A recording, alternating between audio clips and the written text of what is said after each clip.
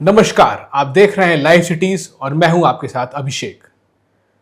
भोजपुर आरा में कहिए तो अब विरासत की जंग शुरू होने वाली है। बड़ी बड़ी तिजोरियां खुलने वाली है। अब आप सोच रहे होंगे मैं ऐसा क्यों कह रहा हूं। तो यह है कि बिहार विधान परिषद लोकल बॉडीज के उपचुनाव होने वाले हैं। उपचुनाव होने वाले हैं क्यों? क्योंकि राधाचरण सेठ जो जदयू से विधायक बनकर विधान सभा आ चुके हैं, तो उनकी सीट खाली हो चुकी है।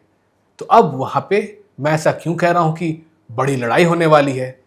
तो ये सब आपको बताएंगे हमारे साथ senior journalist Ravi Upadhyay ji. Sir, विरासत की जंग होने वाली है वहां, निश्चित ऐसा क्यों कह रहे हैं हम? ठीक बोल रहे हैं अभिषेक जी। जो बात छन करके आ रही है, जितनी बात हम लोग देख रहे हैं, बिहार विधान परिषद स्थानीय प्राधिकार जो कोटे की आपको बक्सर भोजपुर सीट पर उपचुनाव होगा माने होता हुआ दिखाई पड़ रहा है। होता हुआ क्या माने, आज तो नामांकन का अंतिम दिन था।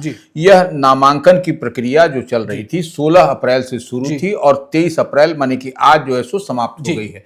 तो इस सीट पर विरासत की जंग जो आपने शुरू में ही कहा अपने इंट्रोडक्शन में ही, तो निश्चित रूप से विरासत की जंग है। लेकिन इस जंग को त्रिकोणीय बनाने की कवायद भी हो रही है। और त्रिकोणीय बना भी कौन रहा है? जेडीयू में लंबे समय से जो काम किया करते थे वही जो है सो एक तरीके से कहा जाए नाराजगी है या उनको बागी बन गया। एक तरीके से बागी ही है। अगर उनको सिंबल नहीं मिला, टिकट नहीं मिला, आप जो परिपाटी चली आ रही है कि परिवार को ही देंगे, परिवार से सब लोग कहता है कि परिवारवाद, लेकिन परिवार को ही सब जगह मिलता है। या आरजेडी के उम्मीदवार को देखिए या फिर आप जेडीयू के प्रत्याशी को। सर, एक एक करके हम बात करते हैं। जदयू के उम्मीदवार कौन है?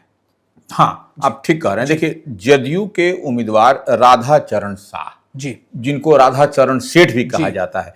इस सीट से पहले जो जिसकी उपचुनाव की चर्चा पर हम लोग बैठे हैं, उस सीट पर पहले वही बिहार विधान परिषद के सदस्य हुआ करते थे, राधाचरण सेठ, राधाचरण शाह। तो इस बार जो विधानसभा का आम चुनाव में वह उम्मीदवार बना दिया गया उनको, आपको संदेश से जीत करके आए जेडीयू के टिकट से। और उसके बाद से इसकी कारण जब रिक्त हुआ तो अब अपने बेटे को वहां से उन्होंने उम्मीदवार बना दिया। अच्छा, अब मतलब आप चले गए विधायक बनने, तो अब बेटे को एमएलसी बनाना। बिल्कुल। तो अब देखिए, बेटा अब कन्हैया शाह उर्फ से, अब सेठ जी भी उनको कहा जाता है, उनके बेटा को भी, क्योंकि पिता का नाम तो सरनेम तो लगता ही है। तो कन्हैया शाह उर्फ सेठ जी उनके उम्मीदवार बना, उनका बेटा को उम्मीदवार बना दिया राधाचरण शाह ने।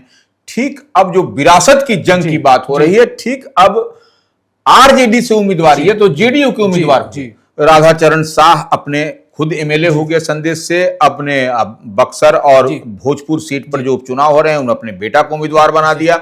राष्ट्रीय जनता दल उसने भी उम्मीदवार बनाया है। उसने भी किसको उम्मीदवार बनाया है? लालदास राय। लालदास राय कौन है? याद करिए, 2015 हमको याद पड़ता है कि 2015 में लालदास राय जो है सो इसी सीट से बक्सर भोजपुर लोकल बॉडी स्थानीय निकाय के प्राधिकार के उसमें वह जीत करके आए थे। लगातार 2 बार हमको याद है कि 2 बार इस सीट से वह एमएलसी रहे हैं। सर, किस पार्टी से? आरजेडी से। अच्छा वो रहे। राधाचरण शाह भी आरजेडी से ही आए थे। अच्छा, कही तो कि दोनों जहां से शुरुआत किया, उनके बेटे एक दूसरे के अलग फाइट करेंगे। हाँ जी। देखिए, लालदास राय के बेटे, थोड़ा सा समझ लेते हैं, फिर हम लोग उस पर और डिटेलिंग में आते हैं। लालदास राय भी आरजेडी से जीते थे। 2 बार इस सीट से का प्रतिनिधित्व उन्होंने किया है। अब उनके पुत्र हैं सोनू राय, वह जो है सो चुनाव लड़ रहे हैं। यह बात हो गया। आरजेडी से आपको लालदास राय के पुत्र सोनू राय लड़ रहे हैं इस सीट से चुनाव में। उपचुनाव में राधाचरण शाह के पुत्र लड़ रहे हैं, जो जेडीयू से हैं, उनके पुत्र लड़ रहे हैं कन्हैया। तो ये आपको 2 चीज दिखाई पड़ रहा है, सामने आमने की लड़ाई। और दोनों का जो मूल पाठशाला, मूल विद्यालय कौन था? आरजेडी था। अच्छा, राधाचरण शाह भी पहली बार जब जीत करके आए थे तो इसी सीट से, माने आरजेडी से ही उम्मीदवार थे वो, उसे जीत करके आए। जिस तरीके से लालदास राय खाली किए, उसके बाद से जो है सो राधाचरण शाह इस सीट से जीत करके आए। तो हम अब देखिए, थोड़ा सा और चलिए, क्या जो अब माने बात है। अब देखिए, लालदास राय के जो पुत्र हैं, वार्ड नंबर 45 है वहां पर, वहां से वह चुनाव लड़े, हार गए। अच्छा, हार गए। अच्छा, अब देखिए, राधाचरण शाह के पुत्र भी, जो कन्हैया सेठ है, वह भी वार्ड नंबर 20 से चुनाव लड़े, वह भी हार गए। अच्छा, वो भी हार गए। देखिए, दोनों में समानता हम बता रहे हैं। दोनों के पिता करोड़पति भी है। नहीं नहीं, वो तो अब तो धन, देखिए धन तो चुनाव का मतलब ही है धन। जी, जी। अब कितना पति है वो तो आप जोड़ते रहिए, कितना पति क्या है कैसे, लेकिन मतलब वहाँ बोड़ा खुलने वाला है सर, पेटी खुलने वाली है। देखिए पेटी बोड़ा और गांधी जी का तो होता ही है, जी जी, उसमें कहीं नहीं, और उसमें चॉकलेट बांटा जाता है। अच्छा, चॉकलेट बंटता है, ये सब चीज होता है, गांधी जी खुलते हैं, सब तमाम तरह की बात होती है, और यह स्थानीय प्राधिकार इसी के लिए जाना भी जाता है। इसी में आप देखिएगा एक से एक आपको धन बली आपको दिखाई पड़ेंगे जंग मैदान में या जो चुनाव होता है। तो खैर, तो ये अब देखिए यहाँ पर ये जो दोस्त, अब ट्रेंगुलर फाइट की बात क्यों हो रही है सर? एक चीज हम यहाँ पूछना चाहेंगे आप सर, इन दोनों जो वार्ड काउंसलर का चुनाव हार गए, बिल्कुल जेडीयू ने और आरजेडी ने क्या काबिलियत देखी इन दोनों में कि इन दोनों को एमएलसी का चुनाव लड़वाने के लिए टिकट दे दिया? देखिए आप काबिलियत इसमें एक ही काम करता है जी, एक काम काबिलियत कौन है कि आपको इसमें जब लोकल बॉडीज के चुनाव में क्या है, मुखिया सरपंच यही लोग वोट करता है, तो उसको आप कितना अपने पाले में कर सकते हैं। तो आप जो है सो कैसे पाले में करिएगा? गड्डी देके? नहीं, गांधी जी देके? सब गांधी जी दीजिए, चॉकलेट दीजिए, और उसके बाद से अपने पाले में कर लीजिए। यही इसमें प्रक्रिया, इसका टोटल यही दिखाई पड़ता है। अच्छा, मतलब पैसे की काबिलियत पे ही टिकट दिया गया है एक तरह से। गांधी जी जी, गांधी जी की काबिलियत है, गांधी जी को अब जैसे आप इसको व्यवस्था कर लीजिए वही इसका, और इसमें आपको भोंपू लेकर प्रचार करने से नहीं होता है। जी जान लीजिए कि भोंपू लेकर प्रचार करिएगा जगह जगह नहीं, ये तो आपको प्रेफरेंशियल वोट होता है। आपको 1 नंबर 2 नंबर 3 नंबर ऐसे करके प्रेफरेंस में आधार पर वोट पड़ता है, और यही आपको टेक्निकल वोटिंग है इसमें। अब देखिए कौन कहां पर देगा। अब मान लीजिए गांधी जी बट गया तो प्रेफरेंशियल वोट नहीं होगा, एकदम गया सीधे जाकर के जो कैंडिडेट के लिए वो गांधी जी लिया है, चॉकलेट लिया है, उसको जाकर के दे के चला आएगा। इसमें कहीं कोई इधर उधर हुलुक बुलुक नहीं करना है, मुखिया सरपंच जो भी हैं आपको स्थानीय।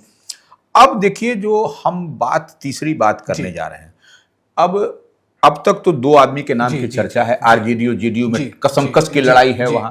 और इस बार एक चीज और है कि इस बार जो स्थानीय प्राधिकार का है अभिषेक जी, उसमें एक चीज जान लीजिए कि मुखिया और सरपंच जो अधिकांशतः आप देखिएगा तो यादव ही इधर से जीत करके आते हैं। अच्छा, आपको जो जिस स्थानीय प्राधिकार बक्सर भोजपुर सीट की हम लोग अगर बात करें तो उसमें अधिकांश आपको मैक्सिमम है। तो ये आपको देखना पड़ेगा कैसे आप कितना इस्तेमाल करते हैं गांधी जी का चॉकलेट का, उसी पर यह डिसाइड होगा। नंबर 1, अब देखिए ट्रेंगुलर फाइट की हम बात पर आ रहे हैं कि जो त्रिकोणीय कैसे यह लड़ाई होती हुई दिखाई पड़ रही है। आज अंतिम दिन नामांकन का है, तो 16 तारीख से 16 अप्रैल से शुरू था, आज 23 अप्रैल है, आज नामांकन का अंतिम दिन है। तो आज अंतिम दिन नामांकन मनोज उपाध्याय नाम के शख्स हैं, बड़े चर्चित नाम है, वह भी अपने क्षेत्र में बक्सर और भोजपुर के क्षेत्र में शुरू से लंबे समय से जेडीयू के लिए, नीतीश कुमार के लिए काम करते रहे। हालांकि उनको दरकिनार कर दिया गया, उनको सिंबल टिकट नहीं मिला, क्योंकि आप जानते हैं कि हम आपको शुरू में बता दिए कि कौन सा क्राइटेरिया फिट होता है, उस क्राइटेरिया के तहत टिकट मिलता है। उस क्राइटेरिया के तहत जो सो उम्मीदवार आपको टिकट भी इधर से लेते भी हैं, देते भी हैं, तमाम तरह की। तो यहां पर मनोज उपाध्याय को दरकिनार कर दिया गया। तो अब जैसे वह एक तरीके से उन्होंने ताल ठोक दिया है, नॉमिनेशन कर दिया है अंतिम दिन आज, और उसके बाद से अब यही देखिए ट्रेंगुलर फाइट होगा यहां पर, क्योंकि वह लंबे समय से इस क्षेत्र में काम करते रहे हैं, जनहित में, जनता के लिए, आम आवाम के लिए। तो वो उनका है कि हमको टिकट मिलना चाहिए, हमको टिकट नहीं मिला तो हम जो है सो अब लड़ेंगे चुनाव। और दूसरी बात क्या है, मनोज उपाध्याय जो उम्मीदवार हैं, जो लड़ रहे हैं, निर्दलीय लड़ रहे हैं, तो अब देखिए उनकी पत्नी पीरो नगर परिषद की अध्यक्ष भी हैं। अच्छा, उनका नाम है किरण जी। तो ये भी देखिए अब पीरो नगर परिषद के अध्यक्ष, पीरो नगर परिषद इसी में आता है, इसी जो स्थानीय प्राधिकार का जो चुनाव हो रहा है बक्सर भोजपुर सीट का, उसी सीट में आता है। तो अब देखिए यह समीकरण है।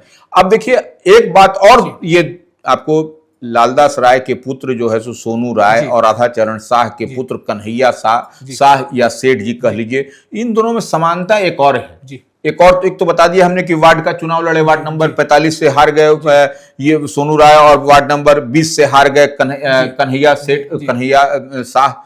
तो अब ये दोनों ही पिछड़े समाज से हैं। अच्छा, हाँ, और एक बात और है कि सोनू राय जो है सो पूर्व विधायक हैं उधर के, उनके भी यह दामाद हैं। अच्छा, हाँ, अच्छा, वो उधर के बड़े माने चर्चित चेहरा, चर्चित नाम है उनके, वह आरजेडी के वह समर्पित कार्यकर्ता शुरू से दिनों में रहे, उनके वह दामाद हैं। तो आप देखिए कई, और देखिए एक बात और है कि जो लालदास राय हैं वह पूर्व मंत्री आरजेडी से रहे, उदित राय जी, उनका अपना भतीजा जी, लालदास राय। तो ये देखिए समीकरण बहुत बड़ा समीकरण है। अब देखिए चुनाव बहुत कांटे की होगी, यहां पर आपको जेडीयू को भी जीत के लिए बड़ी मशक्कत करनी पड़ेगी, आपको आरजेडी को भी मशक्कत करनी पड़ेगी, क्योंकि जेडीयू को इसलिए हाथ से मशक्कत करनी पड़ेगी अभिषेक जी, क्योंकि आप ट्रायंगुलर फाइट की हम बात कर रहे हैं, और वही जो जेडीयू का कैडर वेस्ट वोट है, अगर थोड़ा सा भी इधर उधर हुआ तो मामला नजारा सब कुछ बदलता हुआ आपको दिखाई पड़ेगा। और ये टेक्निकल वोटिंग होता है। आप देख लीजिए मुखिया सरपंच का तमाम तरह का जो घाट होगा, लोकल बॉडी स्थानीय प्राधिकार से जो लोग वोटर हैं, मतदाता हैं, वह लोग कैसे वोट करेंगे, कैसे होगा, यह समझा जा सकता है। और इससे पहले भी आप थोड़ा सा चलिएगा तो 2015 में ही हमको जहां तक याद पड़ता है कि आपको पटना स्थानीय प्राधिकार में रीतलाल यादव जीता करते थे, याद करिए। तो वह भी जीत करके आए थे, निर्दलीय जीत करके आए थे। उसके बाद फिर वह आरजेडी से एमएलए बने, दानापुर से, अभी तो खैर अलग कहानी है उनकी। तो ये उसके बाद से देखिए मास्टर कार्तिक जो है सो जीत करके आया आरजेडी से, जब रीतलाल यादव का ये हुआ। तो ये इस क्षेत्र में इसी तरीके से ही होता है चुनाव। यह कई तरीके का, कई सारे एग्जाम्पल, कई सारे उदाहरण हैं हमारे पास अन्य क्षेत्रों के, लेकिन हम अभी बात कर रहे हैं बक्सर बाहुबली चलेगा। हाँ, तो ये जो है आपको गांधी जी का जो जिसके पास होगा, मजबूत पकड़ होगा, वही इस चुनाव में दंगल में जीत के आएगा। सर अभी तो कहीं बात ये भी चल रही थी कि गांधी जी जो वहां बटना है, कहीं बात चल रही है कि 10,000, 12,000, 11,000 कुछ ऐसा रेट भी चल रहा है। देखिए रेट तो देखिए गांधी जी आपको कितने में आप उसको मोह लीजिएगा, तो मोहने के लिए भाई मोहनी मंत्र होता है। तो मोहनी मंत्र क्या है? गांधी जी है। तो गांधी जी 1, 2, 3, 4, 10, 20, तो वो जितना मैक्सिमम रेट तय होगा, माने जो दर होगा, उसी हिसाब से वह आप उसको कर पाइएगा, अदरवाइज नहीं हो पाएगा। मतलब भोजपुर बक्सर उपचुनाव में सर एक तरह से बड़ी बड़ी तिजोरियां खुल चुकी हैं और गांधी जी बाहर आए जा रहे हैं, बहे जा रहे हैं, बोड़े खुल गए हैं। इसमें कहीं कोई दो मत नहीं। अब इसको अपने पाले, देखिए अब गिने चुने दिन भी रह गए। आप देखिए मतदान होगा 12 मई को मतदान होगा। नामांकन पत्रों की जांच 24 अप्रैल को होगी। आज जो सो नामांकन जो सो आज अंतिम दिन था, 24 अप्रैल कल माने जो है सो नामांकन पत्रों की जांच होगी। नाम वापसी की अंतिम तिथि 27 अप्रैल है, सोमवार को है। मतदान जो है सो 12 मई को होगा, 12 मई को होगा, 8 बजे से शाम के 4 बजे तक। तो अब आप समझ लीजिए, और मतगणना भी जो है सो 14 मई को होगा। तो ये इतनी बात समझ में आ रही है। 14 मई तक सब कुछ स्पष्टता के साथ, पूरी क्लियरिटी के साथ आपको दिखाई पड़ेगा कि क्या कुछ आगे होगा। लेकिन जो दिखाई पड़ता है इस चुनाव का ट्रेंड आपको वही दिखाई पड़ता है अभिषेक जी, कि ये जो है सो जो आप जितनी बात समझ रहे हैं कि जो जितना मजबूती के साथ से लड़ेगा, हाँ, मजबूती का मतलब ताकत से नहीं करना, मजबूती से निकालना पड़ेगा, तिजोरी खाली करनी पड़ेगी। बिल्कुल बिल्कुल, अगर आगे फिर तिजोरी भरनी है, बिल्कुल तिजोरी थोड़ी तो खाली करनी पड़ेगी। निश्चित रूप से इसका एक ही उपाय है कि बोड़ा खोल दीजिए, गांधी जी को प्रणाम करिए और शुक्रिया सर।